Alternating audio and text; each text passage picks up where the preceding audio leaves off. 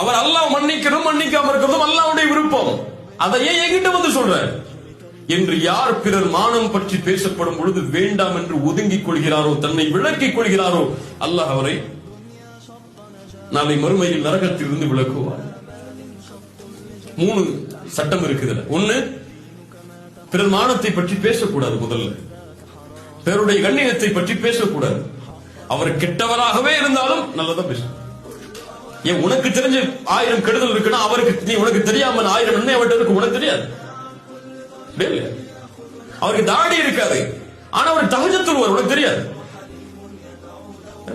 அந்த பொண்ணு நிக்காப் போட்டுக்க மாட்டா, ஆனா எந்த ஒரு ஆண்டையும் பேசாம பேஸ்புக்ல இருப்பா, அது உனக்கு தெரியாது. நிக்காப் போட்டிருக்க பெண் பல பேர் அதை செய்யலாம். தாடி வச்சிருக்க பல பேருக்கு தஹஜ்ஜுத் இல்ல. உனக்கு இல்லாத நன்மை அவரிடத்தில் இருக்கும், நீ அதை பத்தி நினைக்காத. முதல்ல பேசக்கூடாது பிறருடைய மானத்தை பற்றி. 2வது, இந்த ஹதீஸில் இருந்து பேசப்படும் சபைகளில் இருக்கக்கூடாது. பேசப்படும் சபைகளில் இருக்கக்கூடாது. அப்படி இருந்தால் சும்மா இருக்கக்கூடாது. 3வது சட்டம், ரத்த திருப்பிடணும். வேணாம், ஸ்டாப் பண்ணி இதுக்கு மேல இதை பத்தி பேசாத. இன்று இந்த 3 தன்மையை யார் செயல்பட்டு நடக்கிறாரோ அவரை அல்லாஹ் நாளை மறுமையில் நரகத்தில் இருந்து பாதுகாப்பார். தொழுகு மட்டும் இல்ல,